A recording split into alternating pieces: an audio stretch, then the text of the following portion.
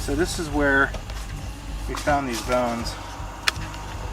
Oh, I found something else right here.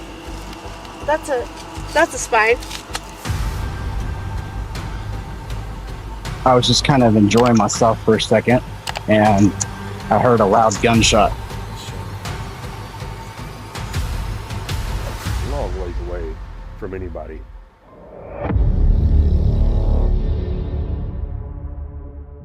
Experienced outdoorsmen know that most encounters don't announce themselves. They start quietly, with small details that feel off. A casual walk through the woods turns into the discovery of carefully cut bones near an abandoned well.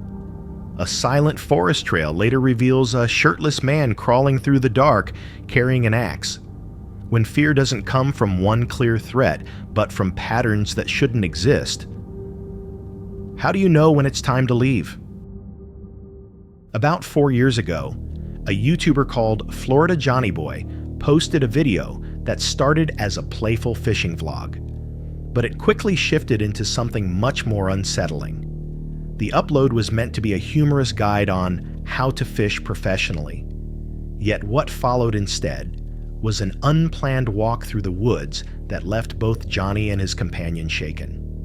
The pair began the outing in good spirits, joking as they searched for a decent place to fish.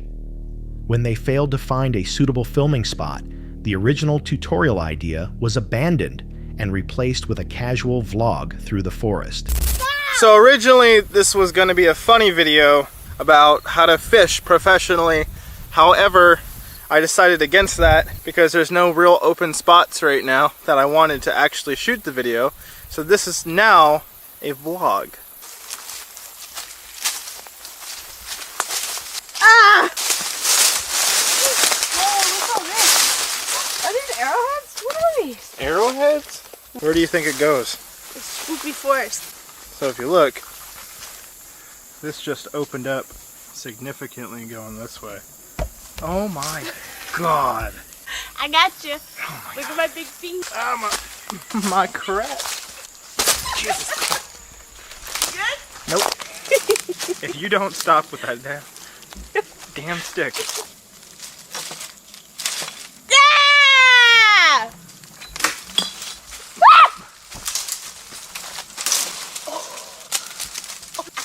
That was scary. Can I touch it? Yeah. Oh, look at it. Look. Those have to be its spores. That's cool. So we had to double back because we realized that we left everything in the truck. And that's not the best idea, considering anybody at any time, while we're in the middle of the woods here, can just show up and take all of our stuff. Did you grab your keys? I have my... That's where we're heading. Okay, so this isn't even a trail, it's a creek bed. It's still pretty cool though.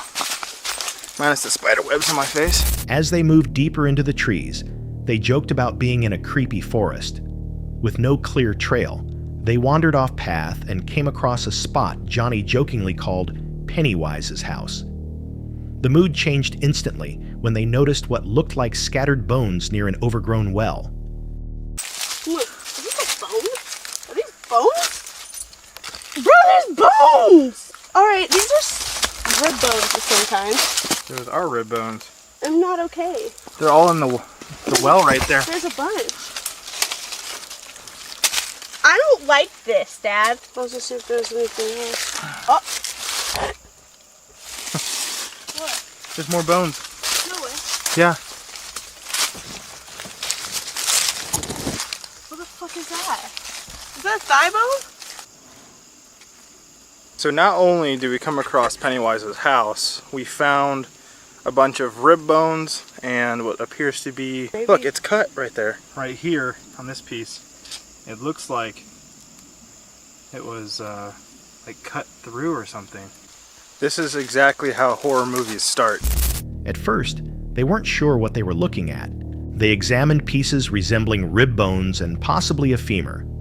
Some appeared unusually clean, cut, or broken in unnatural ways. Johnny commented that this was how horror stories usually start, and the tone quickly turned tense. Nearby, They found a glass bottle with a perfectly round hole. Do you ever see a glass bottle? You ever see a glass bottle with a hole in it? Let me see. Perfectly like that?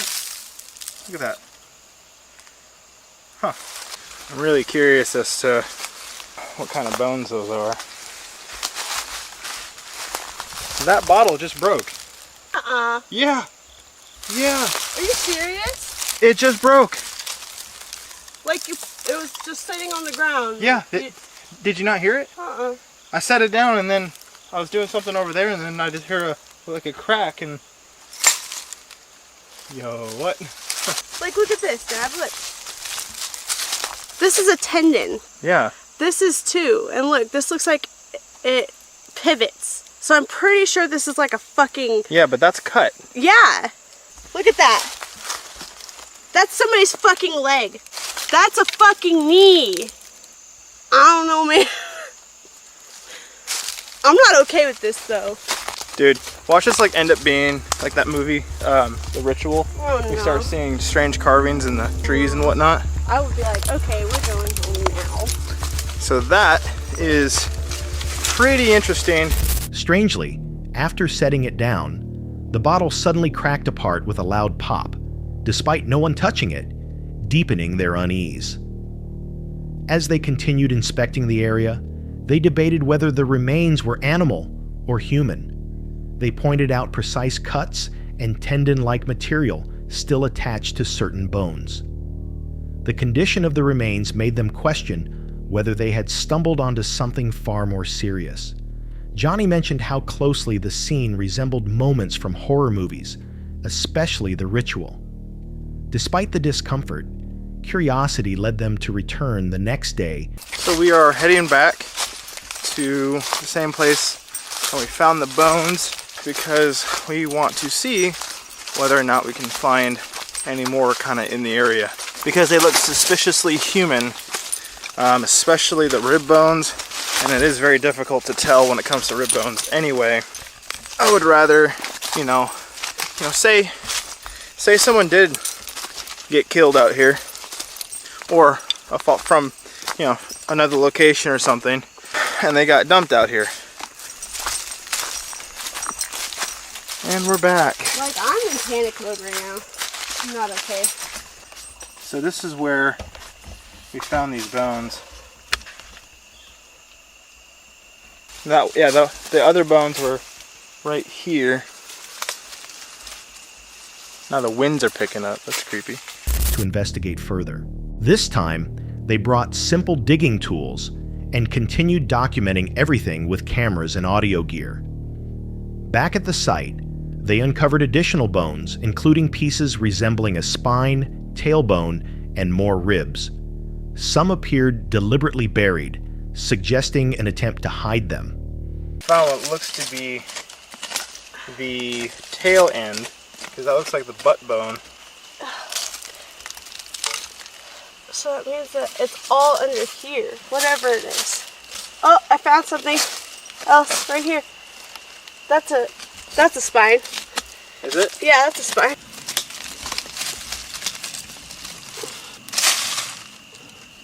We're gonna keep working on this. We'll be back. Oh, this goes deep. Do you see it? I see it.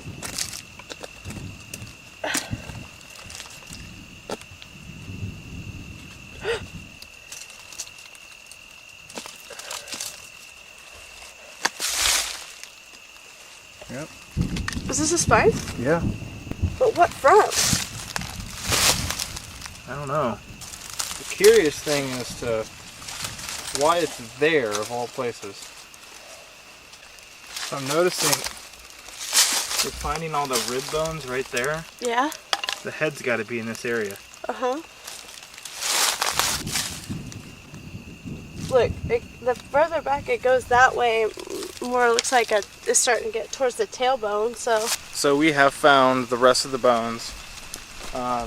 It looks, I don't know, it might be a dog or a deer or something like that. We're not actually 100% sure. And now it's starting to rain on us. So after spending about an hour digging, these are all the bones.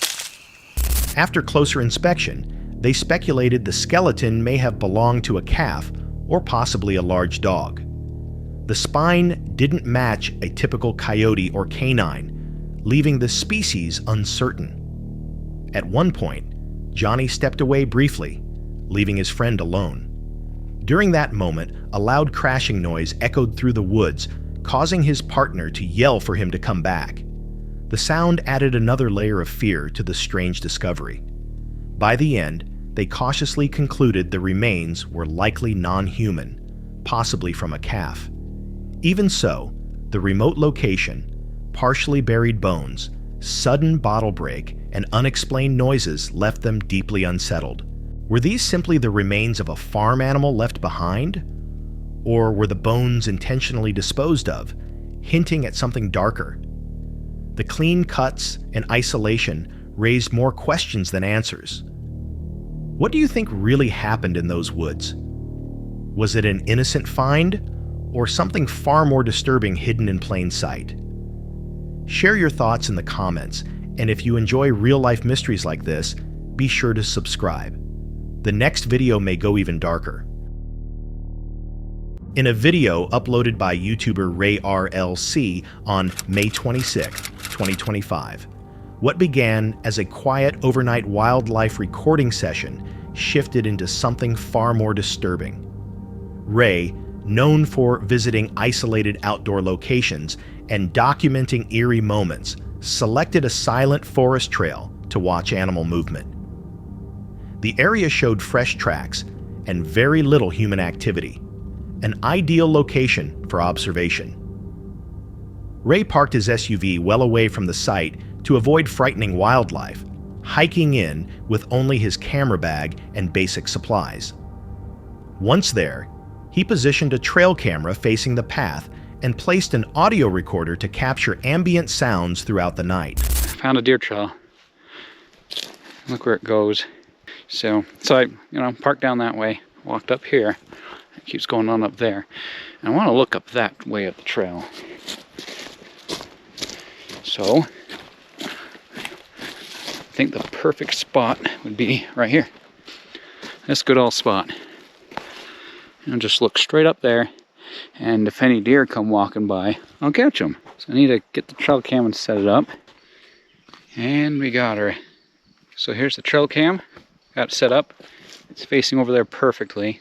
But I've got a nice little treat for you guys. There's the sound recorder. Okay. So I'm going to have the trail cam going. I'm also going to have the sound recorder going. I'm going to listen to the audio first, and then the trail cam, just to see what we hear and then what we see. Because that's kind of the fun, to hear something and then see it later. But this is not going to be motion detected. Because sometimes, especially if it's small, I've got another issue too, I don't know. It's because the thing is, I have the trail cam directly on the trail. Trail cams do best at like an angle. Not like this or like this. At an angle, like this. But I have this going straight up. If something's coming right at me, sometimes the trail cam just doesn't want to move for it. It should, but sometimes it doesn't. So in order to not risk that, instead I'm just going to do a time lapse. I think time lapses are more fun anyways. If something changes but doesn't catch a motion sensor, it'll do that too. And that's why I prefer that. So we're going to get this going. I'll get that going, and I'll come pick these up tomorrow morning. After finishing the setup, Ray left the woods before sunset, encountering only one person along the trail, a short, uneventful interaction that still left him slightly uneasy. The following morning, he returned to find everything undisturbed. Oh, I think we're in luck. Nope, didn't get stolen. It's still here. Okay. There's my stuff, still here, waiting for me. In the outer quarter, it looks like it turned off. That's okay, it just means the batteries died probably not long ago.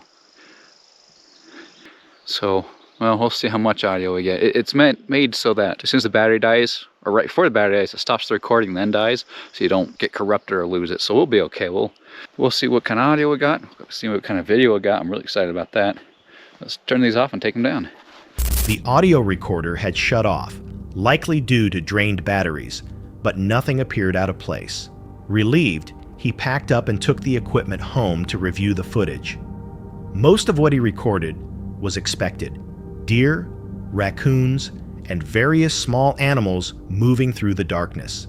One clip, however, stunned him.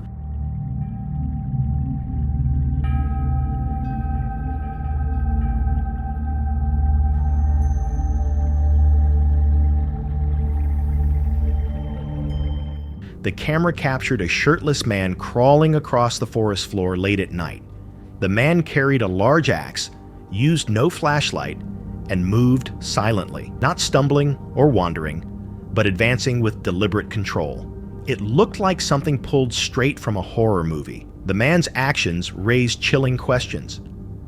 What was he doing out there at 4 a.m., armed and alone in such a remote location? The lack of a visible light source, combined with his confident movement, suggested either deep familiarity with the area or a disturbing intention. Some viewers believed the man might have been mentally unstable. Others suspected something darker, possibly a ritual or a predatory act carried out under cover of darkness.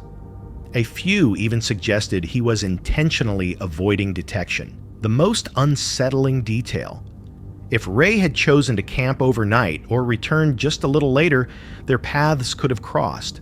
What was that man truly doing in the woods, and who or what was he searching for? In May of 2017, a YouTuber known only as Robert uploaded his first and only video to the platform. Despite being the sole upload on his channel, the strange footage has drawn the attention of thousands over the years.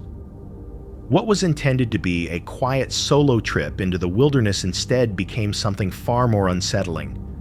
Robert had traveled deep into the forest, far from any signs of civilization. As night fell, the calm atmosphere began to change. While sitting alone at his campsite after dark, he noticed unusual flashes of light deep among the surrounding trees.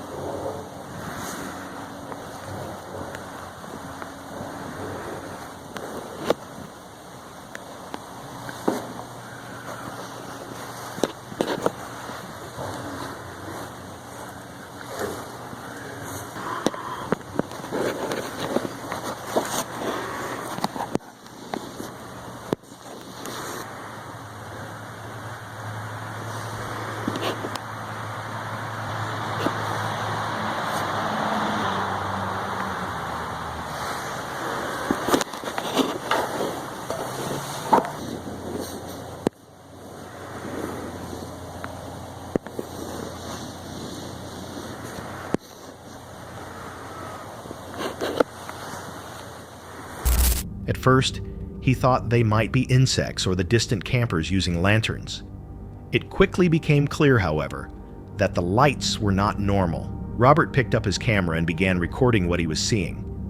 Through the lens, the lights appeared more clearly, hovering, flickering, and pulsing in a way that almost suggested awareness.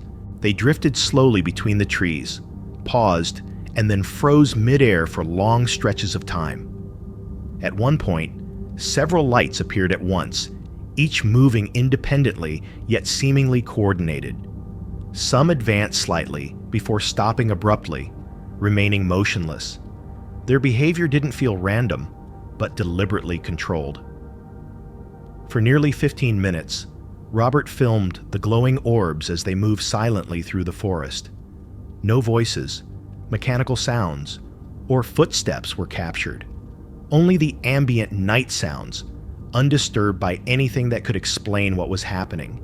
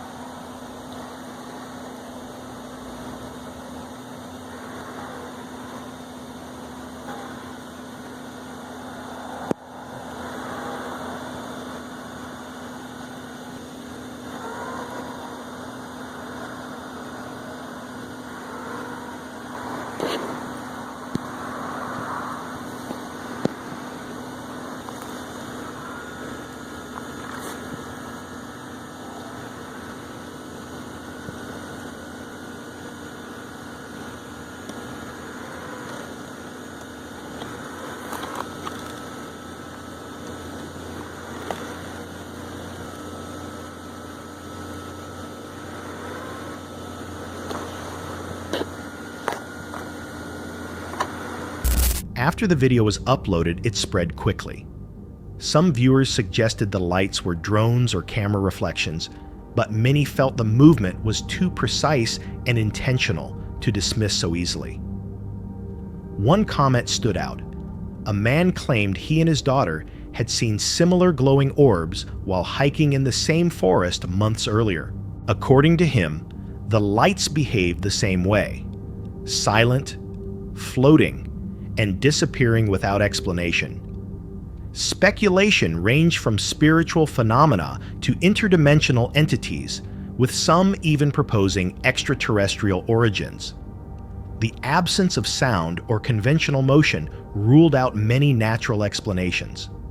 No known atmospheric effect could easily explain stable, glowing objects hovering low among the trees with such control. What made the footage even more intriguing was Robert's disappearance from YouTube. Despite the attention, he never posted again, never replied to comments, and left the channel inactive from that point on. Was this a one-time encounter, or evidence of something recurring in that forest, witnessed by others as well? Was it coincidence, or did Robert experience something he couldn't explain and chose to walk away from entirely? On June 18th, 2020, Luke from Restless Wanderer Backpacking shares a story he rarely discusses. Known for calm, family-friendly camping content, this video breaks that pattern completely. Set deep within Colorado's Rampart Range, it shows how a quiet campsite can become unsettling, without warning, and with no clear escape. Luke remembers sleeping with his family at a remote campsite when engine noise suddenly tore through the darkness around 4 a.m. Any sense of safety disappeared instantly. That four-wheeler comes all the way back up, and it stops right next to our tent. All we hear from outside is, F this, mother F this, I'll fight every F'er out here, that. Angry, drunk yelling from right outside of our tent. So my wife and I kind of get up and we're listening to what's going on. Come on. We are in national forest, no cell service, just us. And then the gal starts yelling at my wife. F you, F this. And my wife says, hey, you need to move back. You need to move back, bitch. So my wife was a D1 athlete. She's in good shape. She's very strong. I would have no chance with her. So I looked at the guy and I said, I don't want them throwing down, man. At which point he said, you want some too? And he threw his fist like really high up like this. Like, I said, you don't want them to throw down and I'm a lot older. So at this point, I'm just trying to de-escalate the situation. I have him in my car, but I got nothing here to help. I apologize. Get mad, and they kind of come together and start yelling at each other and walking off into the forest. So guys, at this point, they're walking through the forest. Can't really hear them anymore. I go back in the tent and I'm telling my wife and kids, maybe I should give them a ride. I could give them a ride 2 miles, Jim, and they'll be done. My family was like, they're really drunk and they might hurt you. You don't know what the situation is. Let's not do that. We have to figure out what are we going to do, right? So now we have 30 or 40 minutes probably before they come back. Do we know who's back at camp that's going to be coming with them? Might they have a weapon or something with them? We don't know. So first thought for my wife was, let's pack up and go. Let's get out of here. Let's just not even, which is the right move. However, we had 2 intoxicated strangers wandered directly into the camp, shouting near the tent where his children were sleeping. The fear came from unpredictability, drunk behavior, close distance, and nowhere to retreat. When one man became aggressive and the woman moved toward Luke's wife, violence felt imminent. Luke chose restraint, keeping his family together, lighting the campsite, and preparing to defend without escalating the situation. He focused on control, awareness, and protecting his children. At first light, they packed up and left. The lesson remained clear. In the wilderness, the greatest danger can be other people. Viewers agree alcohol, isolation, and darkness make people unpredictable outdoors. Nothing happened, but slightly higher tempers could change everything. On October 11th, 2025, Igor heads deep into the forest for a solo survival challenge involving firearms. The footage comes from Silver Star, a channel focused on harsh wilderness camping and self-reliance. At first glance, the environment looks calm, but the preparation feels defensive, as if the night ahead requires alertness rather than comfort. Igor commits fully to using a cave, reinforcing the entrance with branches and setting his camp deep inside solid rock. He isn't settling in for rest. He's fortifying his position. The tight space restricts movement, creating an uneasy sense that this shelter is meant to be defended, not relaxed in. As night arrives, he finishes eating beside a small fire. The light provides warmth, yet also feels risky, like a signal cutting through an otherwise silent forest.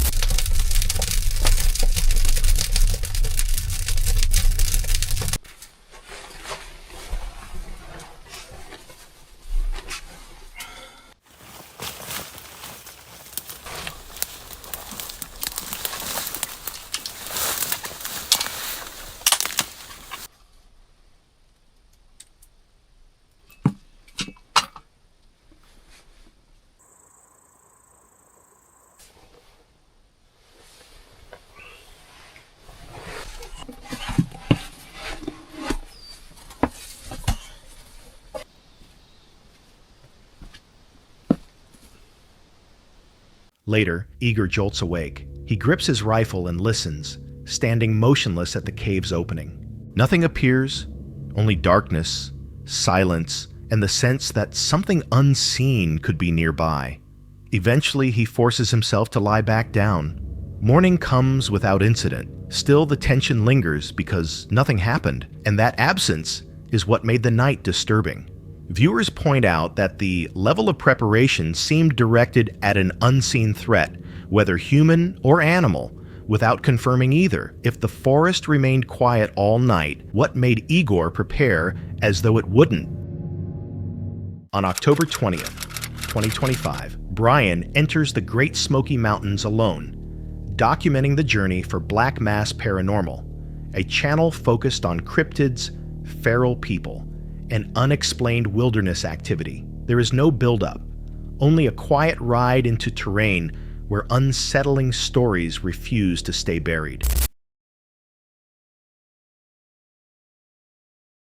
Then one day in November, he was just outside of the Abrams Falls area, is in the mountains, and he'd been through here several times, but he talked about how the air seemed to be a lot different that day. So he was navigating in an area, and as he navigated the rocky incline, a sour smell kind of hit him. He described it as like a mixture of sweat and rot. Brad froze, and he was looking in the section of and he said that, again, the forest just was too quiet. The usual chatter of birds, one or two that just had a completely different sound that he had never heard before. You know what I'm talking about. And then he saw it right above the ridgeline. He described it as human. Its face and its jawline were distorted. He described its eyes were like hollow. Feral people. He was wearing what he thought was some sort of hide. Brad was totally freaked out. A hunting knife. While he wasn't sure if it was somebody, he just decided that he was going to scream, "Hey!" Its head tilted with a really unnatural jerk. Then it ran. Near Abrams Falls, Brian retells an encounter shared by a man named Brad. According to the account, the air suddenly changed, followed by a foul, decaying odor. Nothing unusual appears on camera, yet the location feels altered by whatever was witnessed there. So welcome back to another Black Mass adventure. This might be kind of cool. All right, so what we're going to be doing is we're going to be the reason why, really for two main reasons. I have found several different prints of very large canine on multiple occasions. This area also, I have found cages. So you might be thinking, Brian, there's all kinds of reasons. Brian rides deeper along remote logging roads, explaining his plan to place trail cameras far from tourist areas. The forest grows denser, and isolation increases. Being alone is intentional, because if something went wrong... I was just kind of enjoying myself for a second, and I heard a loud gunshot. That means somebody it was just a single shot. That would be a warning shot. Now, in the state of Tennessee, in the Smoky Mountain National Park, it is illegal to do warning shots, but that does not stop people from doing warning shots. If it came down to it, like if my family was around and there was a bear, I don't know how good this angle is going to be, but trying to figure out what that warning shot was. So I have on now multiple occasions in this area found that's a bear. Large canine prints. Let me find them. Hang on, y'all. Gotta kind of locate this bear. He's definitely, the wind's coming from that direction.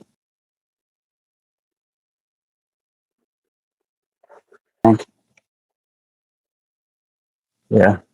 Help would not arrive. Without warning, a gunshot echoes through the trees. Hunting is illegal in this park. Soon after, Brian notices large canine-like tracks pressed into the ground. The fear comes from contradiction, from signs that should not exist here. Now the Sasquatch is also pretty active in this area. After that last video, where I heard the footsteps. It's having run-ins with timbers this year.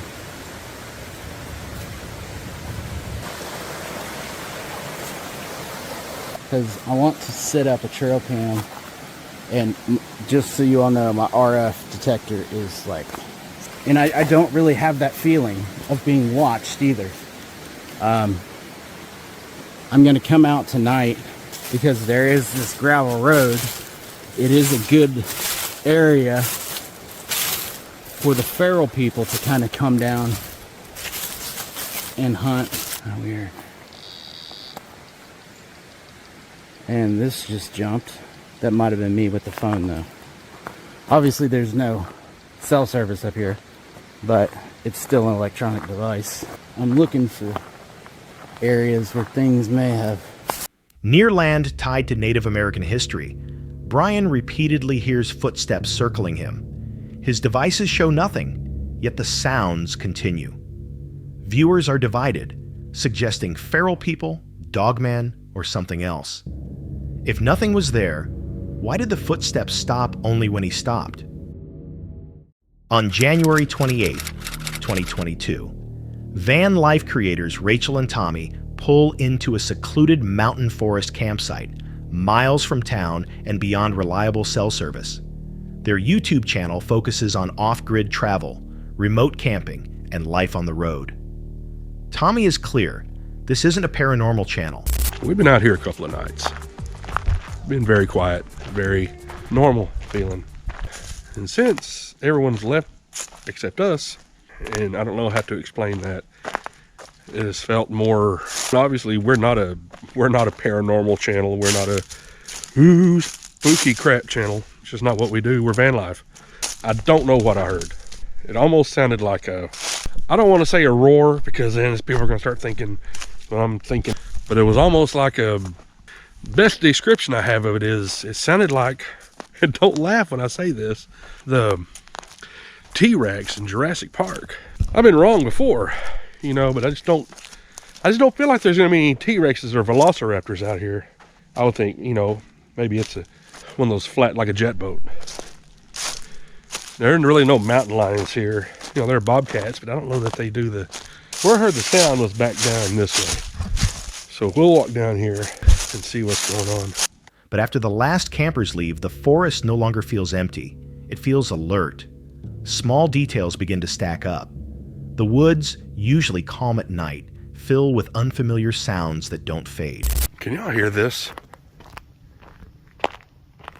Can you hear this? Yeah, do not know what that, I don't know what that was. So we've been sitting here for about 45 minutes. I don't know, 40 minutes. Rachel, she wanted to know if she could hear something, so we've been sitting here, except the wind is down. Have you heard anything? Maybe so. So when we sit in the van at night and it's chilly, homeboy just says, "No, I'm out." Sits under the heater and just chills. I don't blame him though, because it can get chilly in here. Their dog, Badger, behaves differently, locking onto the darkness beyond the van. Distant animal calls echo through the trees, sharpening the tension and making sleep difficult. Can y'all hear well, they are getting it, aren't they? Yeah. I hope it's showing up. They're close. Yeah. Let me open this. Why'd they stop all of a sudden? It's like 2:30 now. Woke up, I felt the van move, heard somebody try to open the door, and started moving around. I heard some steps, and I heard a vehicle take off from up over here. And I got outside, and I could hear the steps, or I could hear the vehicle. I could hear the tires rolling on gravel, and they went up this way, and then made a left, and I could see tail lights, and they sat there for a minute. You know, I can deal with a lot of stuff. Animals trying to get in the van, you know, but we're out here a long ways away from anybody. And somebody trying to get in the van when it's obviously somebody's camping here. We're camping. And you have somebody just come up and brazenly try to get in. I'm going to wait here just for a minute. I'm standing outside. Going to be quiet now. Yeah, we're out here. Then, around 2:30 a.m., they're jolted awake by the most disturbing noise of all. Someone testing the van's door handle. The moment they react, whoever it is vanishes into the dark. Some sounds could be explained by wildlife, shifting acoustics, or nocturnal animals nearby. But the sudden silence afterward, combined with Badger's intense focus, suggests something deliberate. The door handle check feels intentional, human. When a place feels wrong, do you trust that instinct? Or stay long enough to find out why? That's it for tonight. Which moment creeped you out the most? Drop it in the comments. Have your own story? Share it with us, and stay tuned. The next one is even darker.